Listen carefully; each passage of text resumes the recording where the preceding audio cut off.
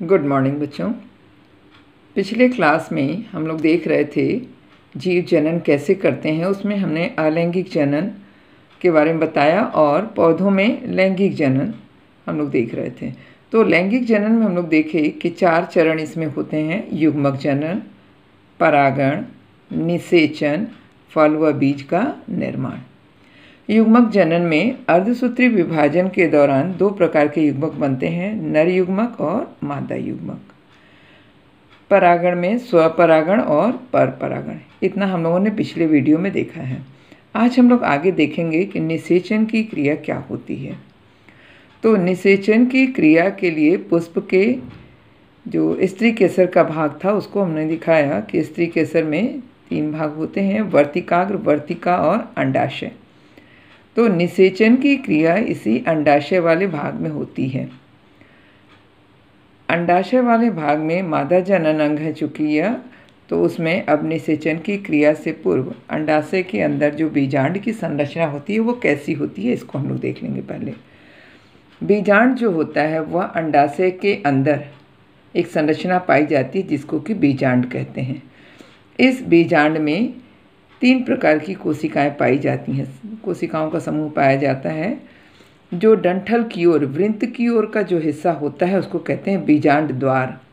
यहाँ से नर जनन कोशिकाएं प्रवेश करती हैं। बीजांड द्वार की ओर जो 3 कोशिकाएं होती हैं उसमें से एक अंड केंद्रक होता है, 2 सहायक कोशिकाएं होती हैं। बीच मध्य भाग में द्वितीयक केंद्रक होता है और ऊपर की ओर एंटीपोडल या ध्रुवीय कोशिका, प्रतिध्रुवीय कोशिकाएं कहलाती हैं, एक दूसरे के सामने होती हैं, प्रतिध्रुवीय कोशिकाएं कहलाती हैं। बीच का जो हिस्सा होता है वो भ्रूणपोष कोशिकाएं कहलाती हैं। ठीक है। और ये नीचे जो है बीजांड वृंत है। ये इतना बीजांड की संरचना है।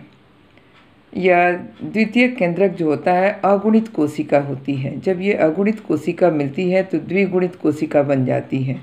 अगुणित का मतलब आधा आधा होता है। एन संरचना, हैप्लॉइड स्ट्रक्चर इसको कहते हैं। अगुणित संरचना होती है। विभाजन के पश्चात जब ये दोनों मिल जाते हैं तो एक द्विगुणित संरचना होती है। ठीक है। अब जब निषेचन की क्रिया होती है तो परागण की क्रिया में हम लोगों ने शुरू में ही बताए थे कि परागण की क्रिया के लिए पराग कणों का पुष्प के स्त्री केसर के वर्तिकाग्र तक, ये जो हिस्सा है ये स्त्री केसर है, ये स्त्री केसर का हिस्सा है। ठीक है। इस स्त्री केसर पर के वर्तिकाग्र पर परागकण आकर के गिरते हैं। ये परागकण अंकुरित होते हैं। जब परागकण वर्तिकाग्र पर गिरते हैं तो कुछ समय के पश्चात इसमें अंकुरण की क्रिया प्रारंभ हो जाती है और यह अंकुरित होकर के पराग नलिका का रूप धारण कर लेते हैं। यानी यह नली की संरचना के रूप में ये आगे की ओर बढ़ने लगते हैं। कहाँ से होकर के जाते हैं? स्त्री केसर के वर्तिका से। ये हुआ कहाँ पर? वर्तिकाग्र पर। और ये कहाँ है? ये स्त्री केसर का ये वर्तिका है। स्त्री केसर के वर्तिका से होती हुई, उसकी दीवार से होती हुई आगे की ओर बढ़ती है और आगे की ओर बढ़ती हुई बीजांड द्वार से होता हुआ इसमें बीजांड में यह प्रवेश कर जाता है। जिस समय यह पराग नलिका आगे की ओर बढ़ती रहती है उस समय इसमें 2 नर युग्मक का निर्माण हो जाता है। 2 नर युग्मक। ठीक है। अब ये 2 नर युग्मक जब इसके अंदर प्रवेश करते हैं तो एक नर युग्मक इस अंड कोशिका के साथ, यहाँ देखो लिखा होगा, जब बीजांड की संरचना हम लिखे थे यहाँ अंड केंद्रक दिखाए थे, यह बीच वाले अंड कोशिका के साथ निषेचन की क्रिया कर लेता है। एक नर युग्मक और एक अंड कोशिका, इन दोनों के मिलने से निषेचन की क्रिया यहाँ पूर्ण हो जाती है। नर और मादा दोनों का, अंड कोशिका मादा है और नर युग्मक जो है नर कोशिका यहाँ से आ रही है। ये दोनों मिल करके जो संरचना बनाते हैं उसको कहते हैं युग्मनज। निषेचन की पहली मुख्य क्रिया यही हो गई। ठीक है। दूसरा नर युग्मक जो है वह यहाँ आता है। ये बीच में कौन सा है? देखो यहाँ पर ये बीच में द्वितीयक केंद्रक है। ठीक है। इस द्वितीयक केंद्रक से 2 केंद्रक यहाँ पर हैं, इनके साथ मिल जाता है एक नर युग्मक। तो कितने केंद्रक हो गए? 3। यानी कैसी संरचना बनी? त्रिगुणित संरचना बनी, हैप्लॉयड, डिप्लॉयड और ट्रिप्लॉयड। तो ये 2 हैप्लॉयड थे, एक तीसरा इसमें हैप्लॉयड मिल गया, तो कौन सी संरचना बनी? त्रिगुणित संरचना बनी।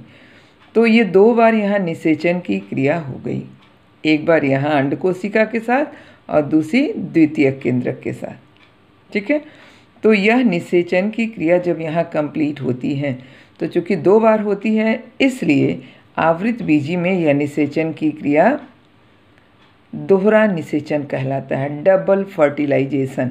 निषेचन को इंग्लिश में फर्टिलाइजेशन कहते हैं, डबल फर्टिलाइजेशन। एक बार क्या हुआ? अंडकोशिका के साथ हुआ और दूसरी बार ये द्वितीयक केंद्रक के साथ हुआ। ठीक है, दोनों ये दिखाई दे रहा है तुम लोग को। तो अब ये जो निषेचन की क्रिया हुई, यहाँ पर क्या होता है? निषेचन की क्रिया जो होती है, एक सूक्ष्म रूप में तुम लोग को अलग से करके दिखा रहे हैं। देखो, ये जो केवल मैंने वहाँ पर से एक बीजांड वाला पोर्शन निकाल दिया है, इसमें यह जो एंटीपोडल सेल थे, ये दोनों सहायक कोशिकाएं, एक अंड कोशिका। ये द्वितीयक केंद्रक इसको लिख दिए क्योंकि 2 अगुणित संरचनाएं मिलकर के एक द्विगुणित संरचना बनाती है। ठीक है, अब जब यहाँ पर ये अंड कोशिका के साथ एक नर युग्मक मिल गया, तो निषेचन के पश्चात युग्मनज या जाइगोट बनाता है।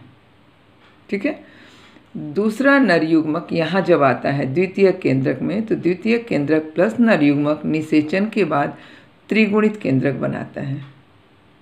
ठीक है, अब ये त्रिगुणित केंद्रक को ही प्राथमिक भ्रूणपोष केंद्रक कहते हैं। त्रिगुणित क्योंकि ये क्या करेगा? भ्रूणपोष का निर्माण करता है। अब यह तृतीयक केंद्रक जो होता है, त्रिगुणित केंद्रक जो होता है, ये बार बार विभाजित होता है, जिसके फलस्वरूप जो ऊतक बनते हैं, विभाजन के पश्चात कोशिकाएं बनती हैं और कोशिकाओं का समूह बनता है, जिसको कहते हैं ऊतक। ये ऊतक को ही भ्रूणपोष भी कहते हैं, इसको कहते हैं भ्रूणपोष। अब ये भ्रूण कहाँ बन रहा है?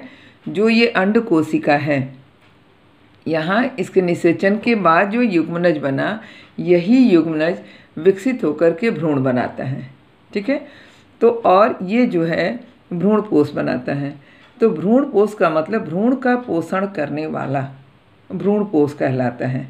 यहाँ होता क्या है? भ्रूणपोष में भोज्य पदार्थ एकत्रित हो जाते हैं, जो भ्रूण परिवर्धन यानी भ्रूण के वृद्धि के समय, इंग्लिश में एम्ब्रियो कहते हैं, भ्रूण के वृद्धि के समय पोषण प्रदान करते हैं, अर्थात भ्रूण का पूर्ण रूप से विकास होता रहता है।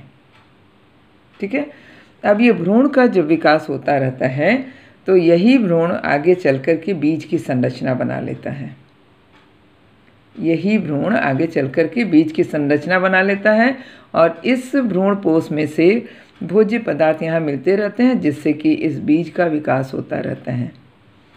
इसी दौरान जब यह बीज का विकास होता रहता है, तो इसके जो फल भित्ति होती है, अंडाशय की भित्ति जो होती है, बाहरी भित्ति जो होती है, वह फल का आवरण बना लेती है।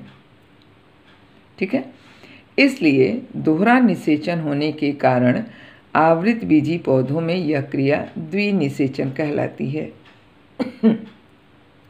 द्विनिषेचन, डबल फर्टिलाइजेशन कहलाती है।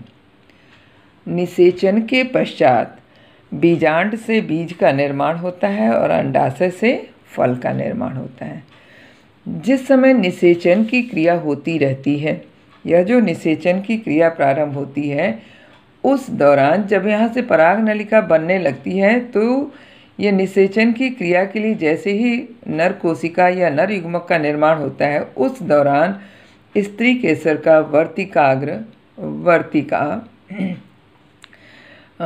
पंखुड़ी, ये कैलिक्स, कोरोला, बाह्य दल, दल, ये सब झड़ करके गिर जाते हैं और यह निषेचन की क्रिया होती है, जिससे बीजांड से बीज बनता है और जो अंडाशय की बाहरी दीवार होती है, यह फल भित्ति का निर्माण करती है, यानी अंडाशय से फल का निर्माण होता है। इस तरह से निषेचन के बाद फल और बीज का निर्माण होता है। तो पौधों में लैंगिक जनन इसी प्रकार से होता है। इस भ्रूण में ही जब भ्रूण परिपक्व अवस्था में हो जाता है, तो यह सुसुप्तावस्था में चला जाता है और उसके ऊपर बीजावरण बन जाता है, यह बीजावरण बीज का निर्माण करता है और जब बीज लगाया जाता है, मिट्टी में जब बोया जाता है, तो वह भ्रूण पुनः नमी पाकर के, मिट्टी पाकर के यह सुसुप्तावस्था से धीरे धीरे जागृत अवस्था की ओर होता है और अंकुरण की क्रिया प्रारंभ करता है और नया पौधा जन्म लेता है। इस तरह से लैंगिक जनन के द्वारा या निषेचन की क्रिया के द्वारा पौधों में जनन की क्रिया होती है। एक पौधे से नया बीज तैयार होता है। ठीक है, इससे रिलेटेड हम एक आध क्वेश्चन दे दे रहे हैं। बुक के पेज का आपको फ़ोटो भी दे दे रहे हैं, हालांकि बुक में है, सबके पास बुक होना चाहिए। और अगले क्लास में हम लोग पढ़ेंगे मानव में लैंगिक जनन। ठीक।